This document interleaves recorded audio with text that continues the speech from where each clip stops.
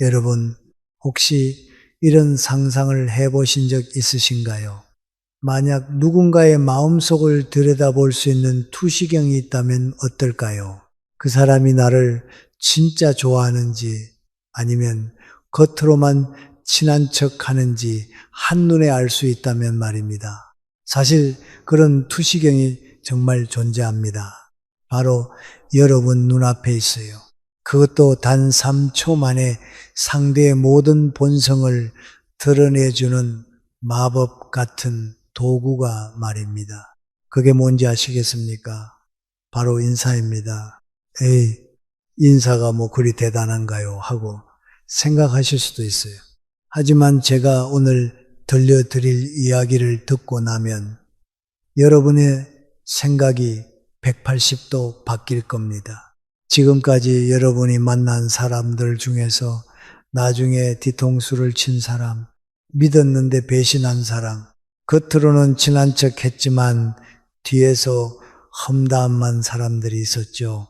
혹시 그 사람들이 처음 인사할 때 어떤 모습이었는지 기억나시나요? 분명히 뭔가 이상한 신호가 있었을 거예요. 다만 여러분이 그걸 놓쳤을 뿐입니다. 오늘 저는 세계적인 심리학자들의 연구 결과와 철학자들의 통찰, 그리고 제가 수십 년간 관찰해온 실제 사례들을 통해 여러분께 놀라운 사실을 알려드리겠습니다. 바로 인사 한 번으로 그 사람의 진짜 본성을 완벽하게 파악하는 방법 말입니다. 이 영상이 끝나면 여러분은 더 이상 가면을 쓴 사람들에게 속지 않게 될 것입니다. 그리고 진정으로 믿을 만한 사람들을 단번에 알아볼 수 있게 되실 거예요. 그렇다면 지금부터 인사 속에 숨겨진 놀라운 비밀들을 하나씩 풀어보겠습니다. 오늘 주제가 마음에 드신다면 구독과 좋아요 눌러주세요.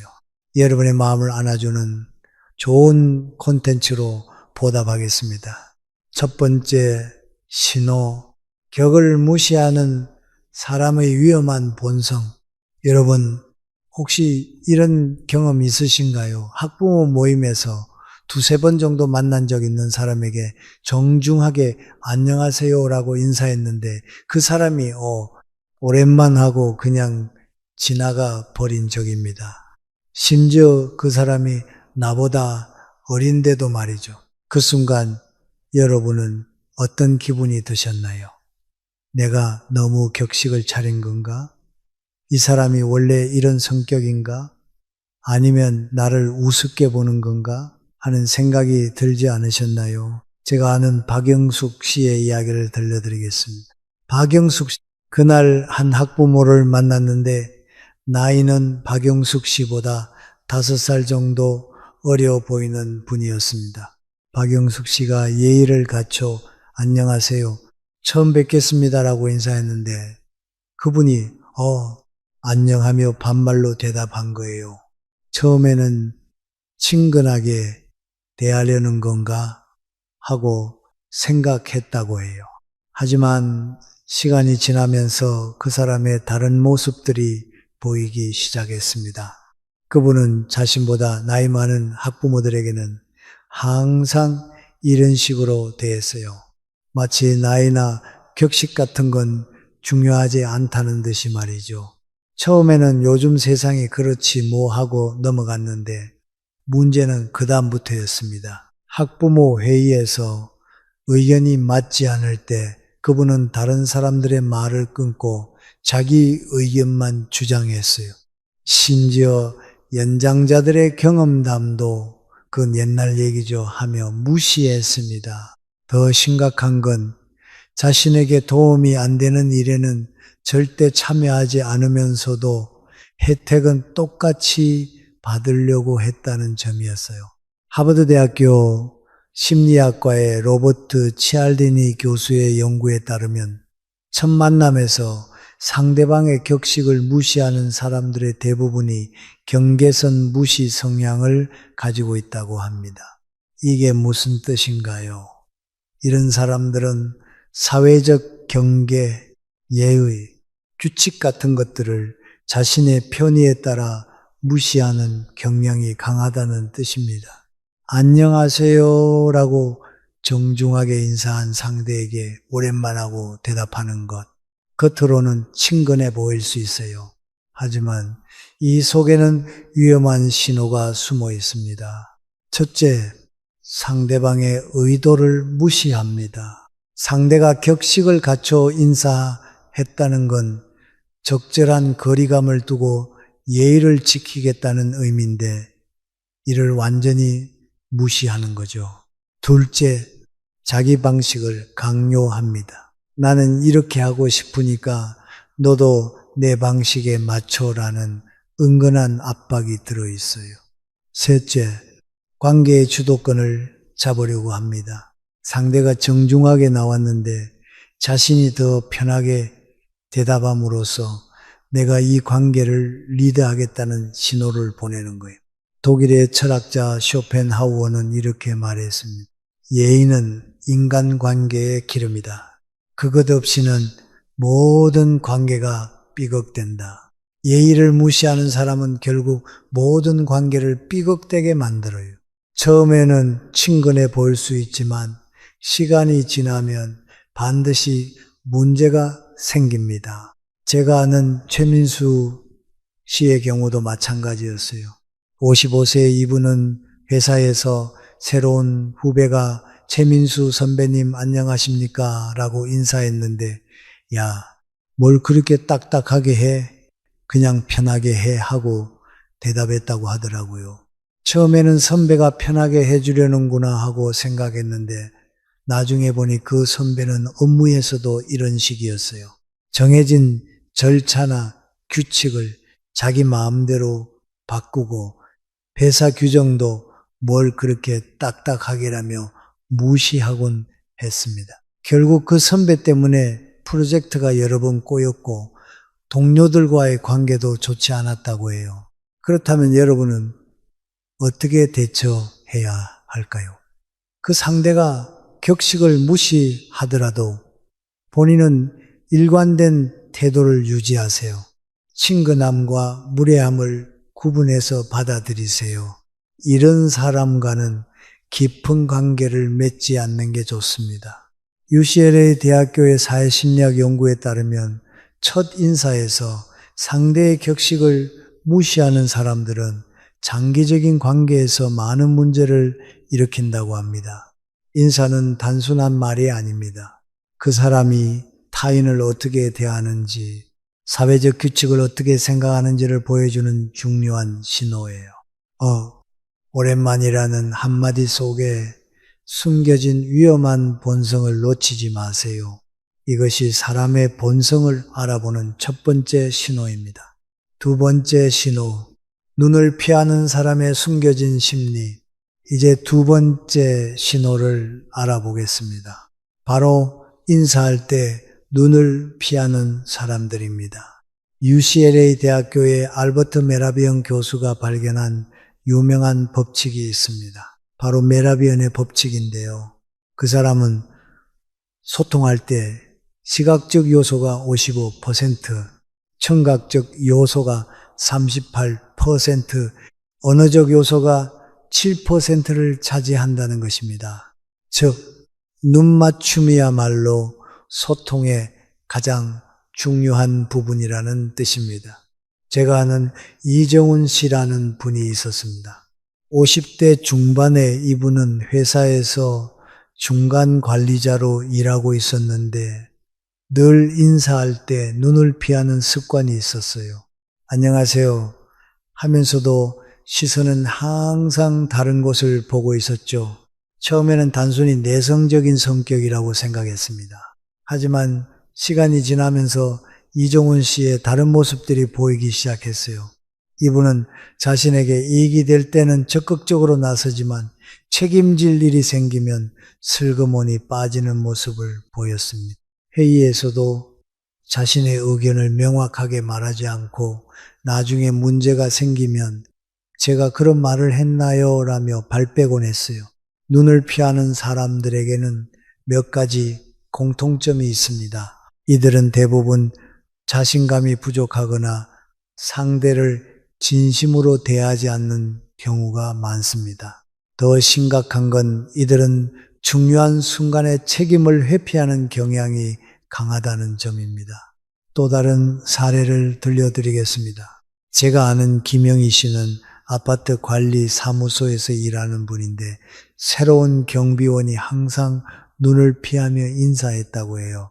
수고하세요 라고 말은 하는데 시선은 항상 바닥이나 다른 곳을 보고 있었죠. 김영희 씨는 처음에 수줍어하는구나 하고 생각했는데 나중에 알고 보니 그 경비원은 업무에 대한 책임감도 부족했고 문제가 생기면 항상 다른 사람 탓을 했다고 해요. 심리학자 포레크만 박사의 연구에 따르면 눈맞춤을 피하는 사람들은 관계에서 문제를 일으킬 확률이 매우 높다고 합니다. 이런 사람들의 가장 두드러진 특징은 자신감 부족이에요. 이들은 자신의 의견을 당당하게 말하지 못하고 늘 다른 사람의 눈치를 봅니다. 제가 틀렸을 수도 있는데요. 라는 말을 입에 달고 살죠.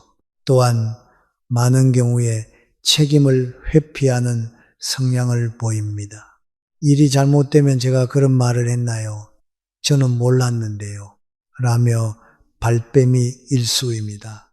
마치 자신만 안전지대에 숨어 있고 싶어 하는 것 같아요. 가장 치명적인 건 진정성 부족입니다. 거의 대부분이 이 문제를 가지고 있어요. 이들은 상대방과 진심으로 소통하려 하지 않아요. 그저 형식적으로, 의무적으로 대화할 뿐입니다. 그러니 상대방도 마음을 열기 어렵죠. 결국 이 모든 것들이 합쳐져서 관계 유지 능력까지 떨어뜨립니다. 친구든 동료든 처음에는 괜찮아 보이지만 시간이 지나면서 자연스럽게 멀어지는 경우가 많았습니다. 물론 모든 사람이 그런 건 아닙니다. 정말로 수줍어하거나 내성적인 성격일 수도 있어요.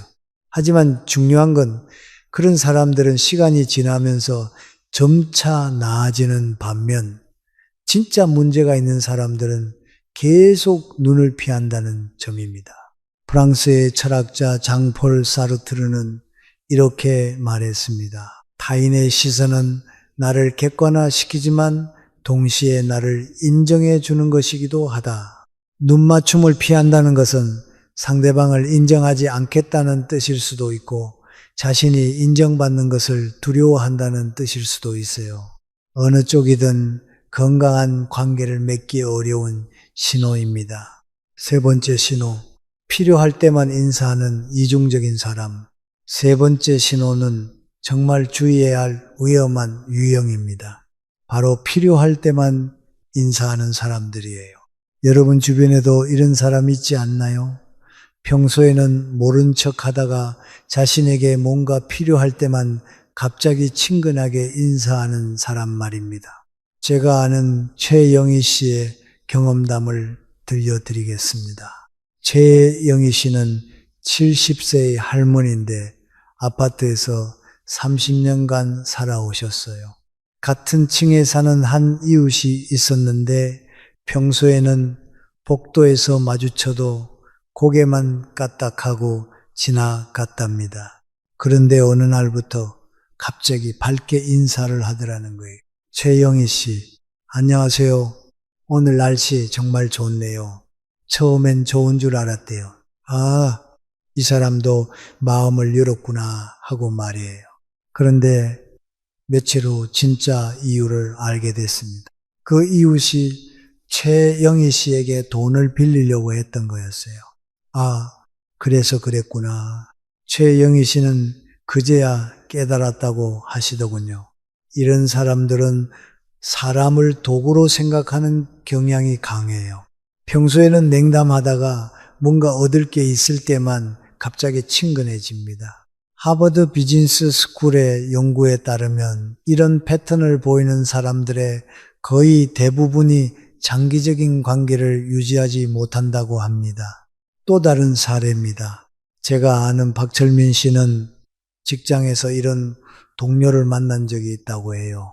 평소에는 복도에서 마주쳐도 눈인사도 안 하던 사람이 승진 심사 기간이 되자 갑자기 박철민 선배님 안녕하세요 하며 인사를 하더라는 거예요.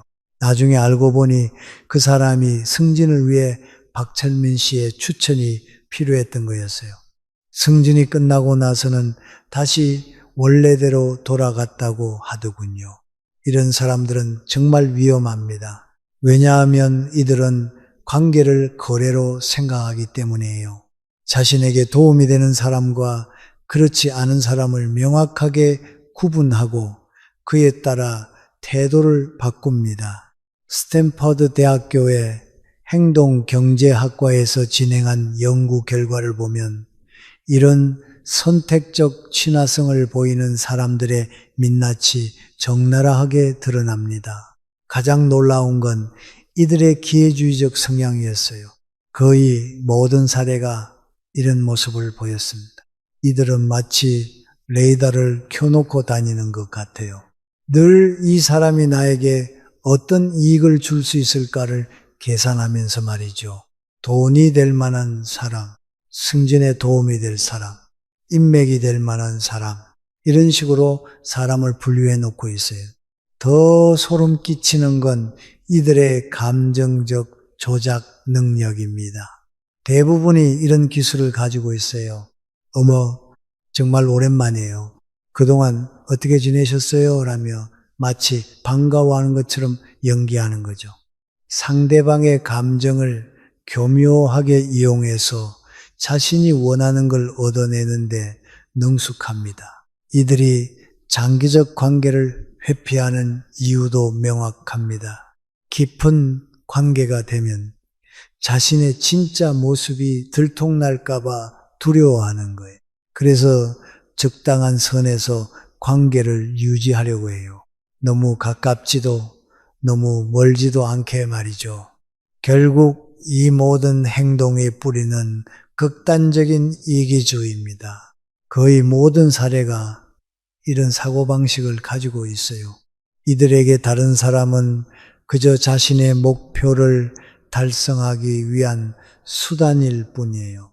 내가 행복하면 그만이야.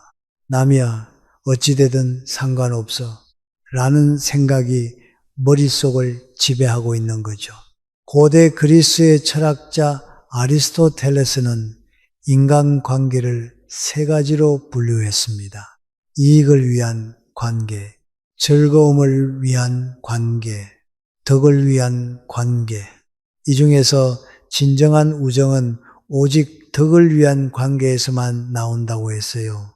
필요할 때만 인사하는 사람들은 오직 이익을 위한 관계만을 추구하는 사람들입니다.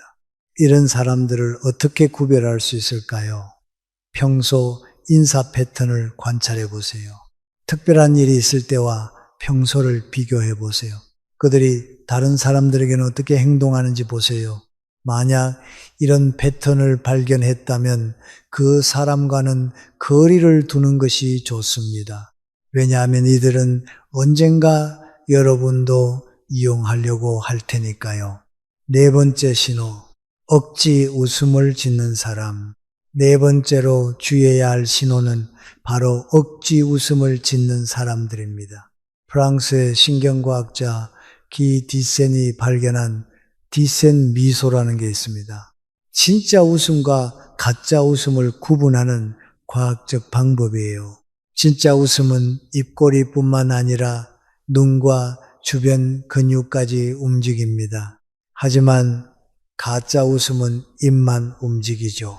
더 중요한 건 진짜 웃음은 대칭적이지만 가짜 웃음은 비대칭적이라는 점입니다.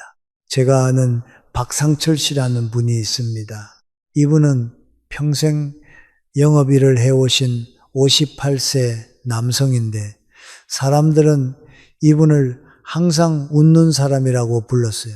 그런데 자세히 보면 박상철 씨의 웃음에는 진심이 없었습니다. 기계적으로 마치 의무처럼 웃곤 했거든요. 처음엔 친근해 보였지만 시간이 지나면서 사람들이 이분을 피하기 시작했어요. 왜일까요? 사람들은 본능적으로 가짜를 감지하거든요. 억지 웃음은 오히려 불신을 불러일으킵니다. 심리학자 로버트 치알디니 박사의 연구에 따르면 사람들은 가짜 미소를 0.3초 만에 감지할 수 있다고 합니다. 그리고 가짜 미소를 자주 짓는 사람에 대해 부정적인 인상을 갖는다고 해요. 또 다른 예를 들어보겠습니다. 제가 아는 김미경 씨는 은행에서 일하는 분인데 새로운 동료가 항상 억지 웃음을 지었다고 해요. 고객을 대할 때도 동료들과 대화할 때도 늘 같은 표정이었다는 거예요.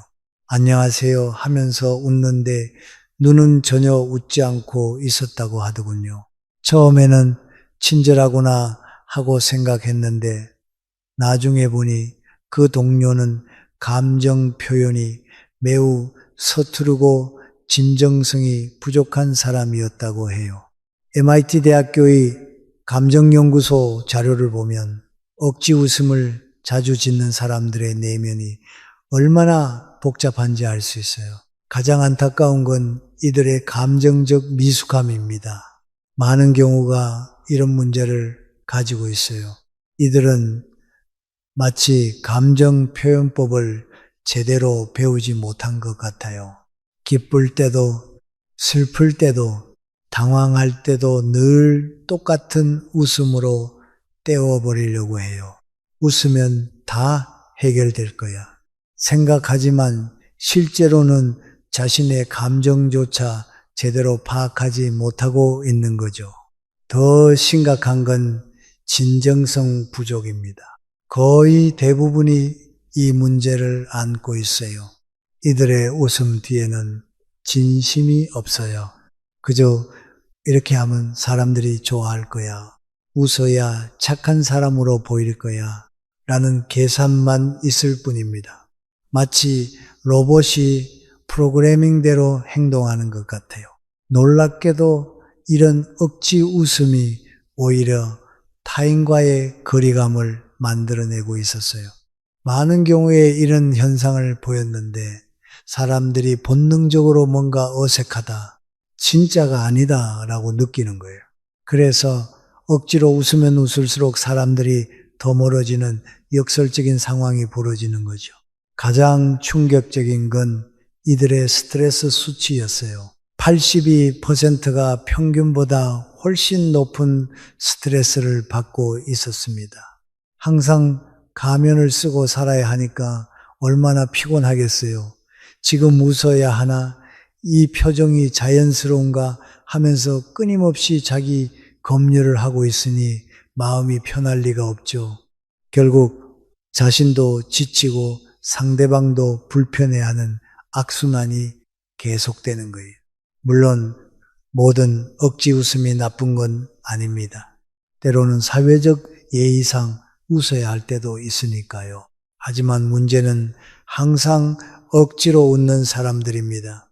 이런 사람들은 두 가지 문제가 있어요. 첫째, 자신의 감정을 제대로 표현하지 못합니다. 기쁠 때도 슬플 때도 화날 때도 늘 같은 표정을 지으니까 상대방이 혼란스러워해요. 둘째, 진정한 관계를 맺기 어렵습니다. 항상 가면을 쓰고 있으니 상대방도 마음을 열기 어려워해요. 독일의 철학자 니체는 이렇게 말했습니다.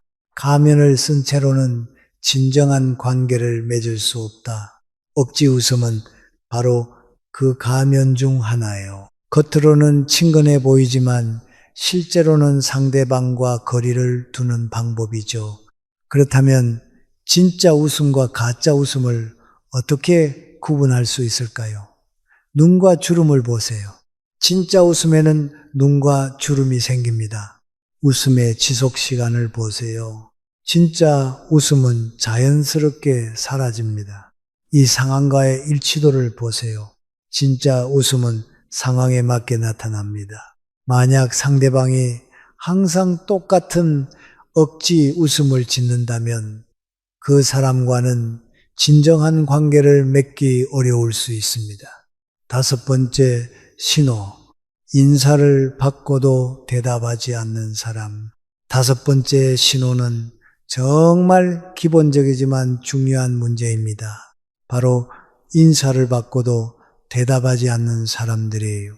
여러분도 이런 경험 있지 않으신가요? 안녕하세요 라고 인사했는데 상대방이 아무 대답도 하지 않고 지나가 버린 경험 말입니다. 저는 정순자 씨의 이야기를 알고 있습니다. 정순자 씨는 65세의 할머니인데 아파트 엘리베이터에서 정말 불쾌한 경험을 했다고 해요. 같은 아파트에 사는 한 중년 남성에게 안녕하세요 라고 인사했는데 그 사람은 스마트폰만 보면서 완전히 무시하더라는 거예요. 마치 정순자 씨가 존재하지 않는 것처럼 말이죠. 정순자 씨는 그 순간 정말 화가 났다라고 하시더군요. 내가 투명 인간인가 싶었어요. 이런 행동은 단순한 무례함을 넘어서는 문제입니다. 이는 상대방의 존재 자체를 부정하는 행위예요. MIT 대학교의 사회심리학과에서 연구한 결과 인사를 받고도 응답하지 않는 행위를 사회적 무시라고 명했습니다. 말 그대로 상대방의 존재를 사회에서 지워버리는 행위라는 뜻이죠. 이런 끔찍한 행동을 하는 사람들을 분석해 보니 정말 심각한 문제들이 드러났어요. 가장 충격적인 건 이들의 극도의 자기중심적 성향이었습니다. 거의 모든 사례가 이런 모습을 보였는데 마치 세상이 자신을 중심으로 돌아간다고 생각하는 것 같아요. 내가 지금 바쁘니까 다른 건 다 중요하지 않아. 내일이 우선이야. 다른 사람 인사 따위는 나중에 하면서 오직 자신의 편의만 생각해요. 심지어 상대방이 정중하게 인사해도 내가 왜 그 사람한테 시간을 써야 해 하는 식으로 생각하는 거죠. 더 심각한 건 타인에 대한 관심 부족이었어요. 대부분이 이런 문제를 가지고 있었는데 다른 사람들이 마치 배경화에 나무나 돌멩이 같은 존재로 보이는 것 같아요. 살아있는 사람이 자신에게 말을 걸어도 누가 뭔가 소리를 내는구나 정도로만 인식할 뿐 그게 인간이라는 걸 제대로 인지하지 못해요. 많은 경우에 사회적 기술 부족도 보여요. 이들은 기본적인 사회생활 방법을 모르는 경우가 많아요. 인사를 받으면 인사로 답하는 게 기본이다라는 상식조차 없거나 알고 있어도 그게 왜 중요한데? 라고 생각하는 거죠. 마치 사회라는 게임의 롤북을 읽어본 적이 없는 사람들 같아요. 가장 무서운 건 상당수가 반사회적 성격을 보였다는 점이에요. 이들은 단순히 사회적 기술이 부족한 게 아니라 아예 사회와 어울리기를 거부하는 경우가 많아요. 저는 다른 사람들과 어울리고 싶지 않아 사회의 규칙 따위는 지킬 필요 없어 하는 식으로 생각하는 거죠. 심지어 다른 사람들이 불편해하는 걸 보면서도 그게 제 알바야라며 오히려 쾌감을 느끼는 경우도 있어요. 더 심각한 문제는 이런 사람들이 자신의 행동을 정당화한다는 점입니다. 바빠서 못 들었어. 원래 내성적이야. 같은 핑계를 대면서 말이요. 하지만 진실은 다릅니다. 이들은 대부분 상대방을 자신보다 낮게 보거나 관심이 없어서 무시하는 거예요. 제가 아는 또 다른 사례입니다. 최영호 씨는 회사에서 이런 동료를 만났다고 해요. 그 동료는 상사가 인사하면 벌떡 일어서 안녕하십니까? 라고 큰 소리로 대답하는데 같은 급의 동료나 후배가 인사하면 고개도 돌리지 않더라는 거예요. 최영호 씨는 그 사람을 보면서 인간성을 의심했다고 하시더군요. 고대 중국의 철학자 맹자는 이렇게 말했습니다. 사람이 사람다운 것은 예의에서 시작된다. 인사는 가장 기본적인 예의입니다. 이조차 지키지 않는 사람과는 어떤 관계도 맺기 어려워요. 더 중요한 건 이런 사람들은 다른 상황에서도 비슷한 패턴을 보인다는 점입니다. 약속을 쉽게 어깁니다. 다른 사람의 감정을 무시합니다. 자신의 이익만 추구합니다. 책임을 회피합니다. 스탠퍼드 대학교의 연구에 따르면 인사에 응답하지 않는 사람들의 거의 대부분이 다른 사회적 상황에서도 문제를 일으킨다고 합니다. 이런 사람들을 만났을 때는 어떻게 해야 할까요? 한두 번 더 시도해 보세요. 정말 못 들었을 수도 있으니까요. 그래도 반응이 없다면 그 사람의 성격으로 받아들이세요. 깊은 관계를 기대하지 마세요. 인사는 관계의 시작입니다. 이 시작조차 무시하는 사람과는 건강한 관계를 맺기 어려워요. 여러분, 지금까지 우리는 정말 무서운 이야기들을 들어왔습니다. 격을 무시하는 사람, 눈을 피하는 사람, 심지어 아예 인사조차 무시해버리는 사람들까지 혹시 이런 생각이 드시지 않나요? 세상에 이런 사람들이 이렇게 많다면 도대체 누굴 믿고 살아야 하지? 하지만 여러분 절망하지 마세요.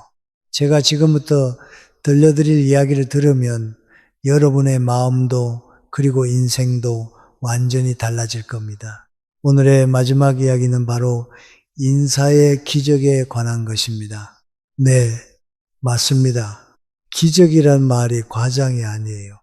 정말로 인사 하나가 사람의 인생을 송두리째 바꿔놓는 놀라운 힘을 가지고 있다는 걸 제가 직접 목격한 실제 사례들로 증명해 드리겠습니다. 그런데 잠깐 여러분은 혹시 이런 경험 있으신가요?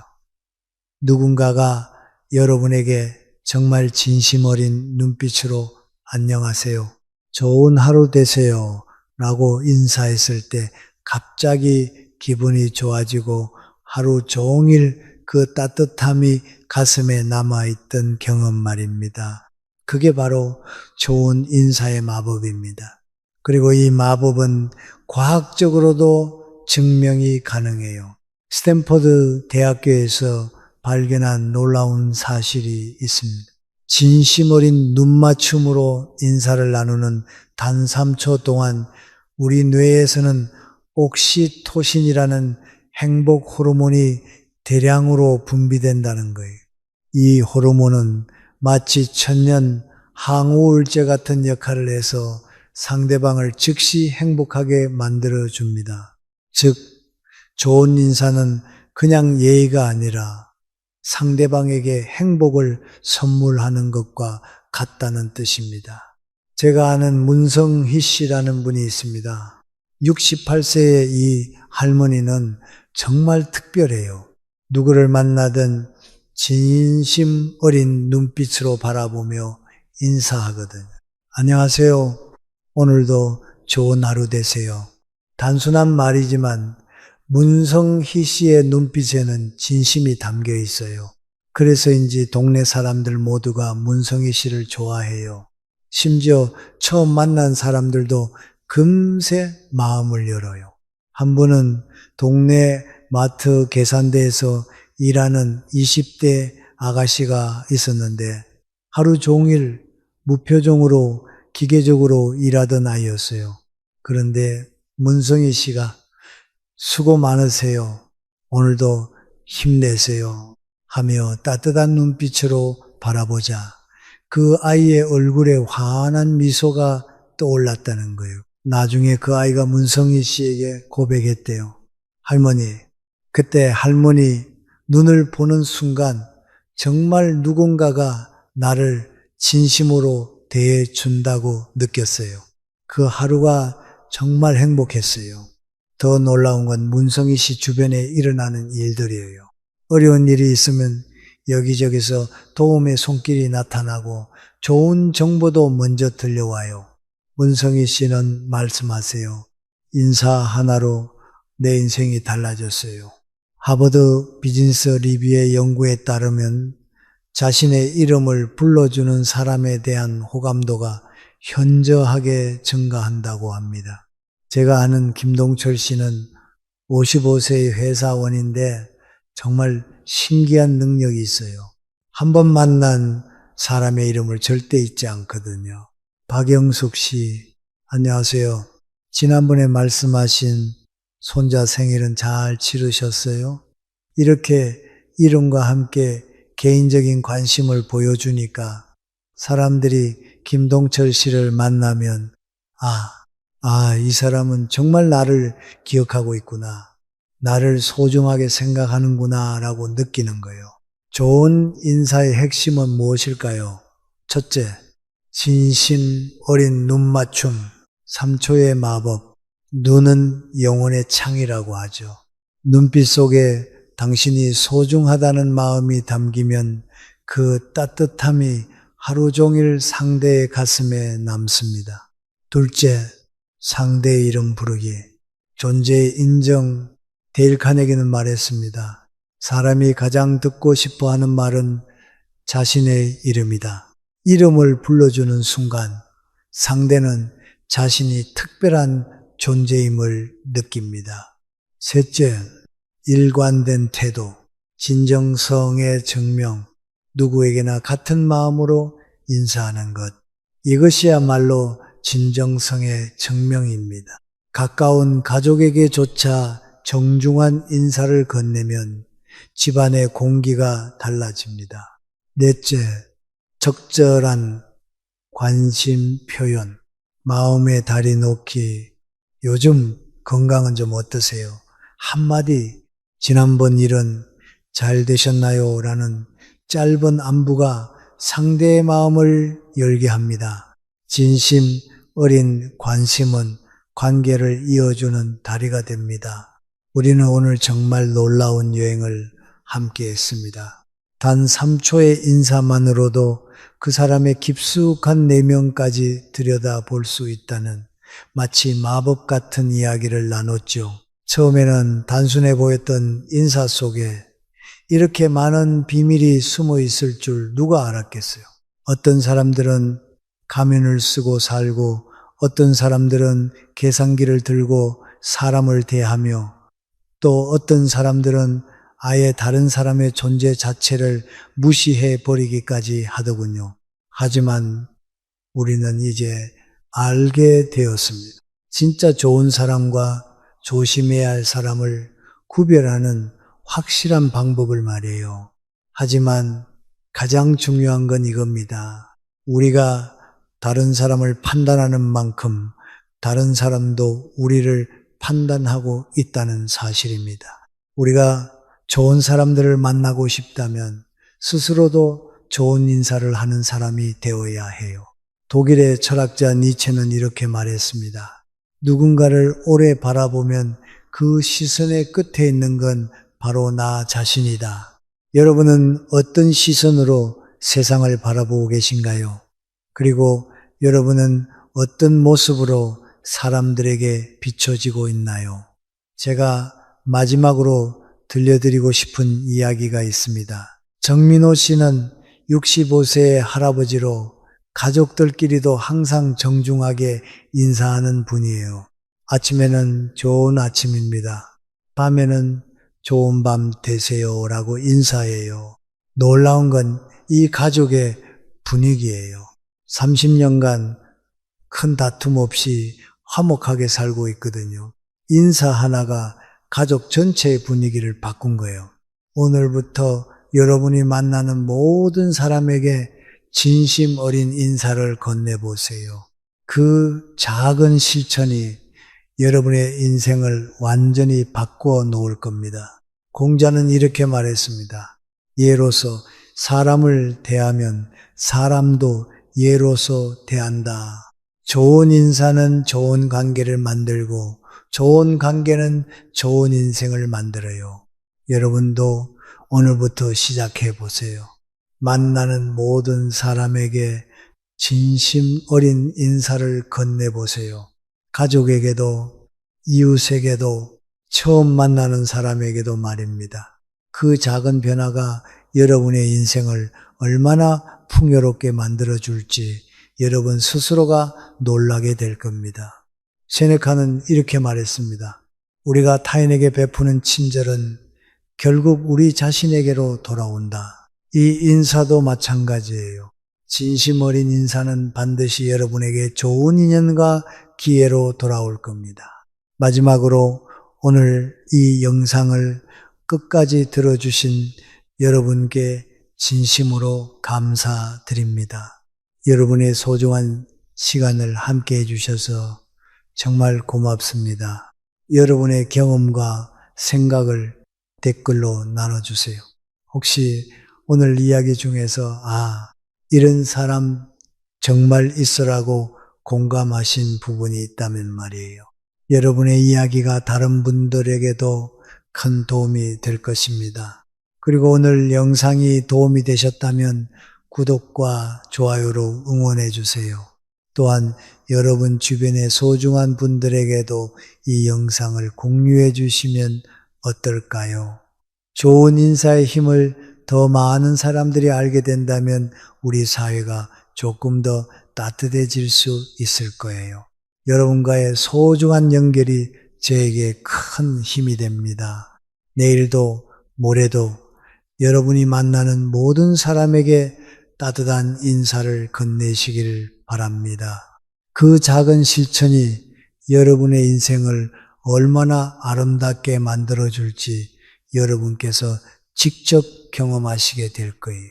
오늘도 여러분의 행복을 진심으로 응원합니다. 이상으로 채널이었습니다.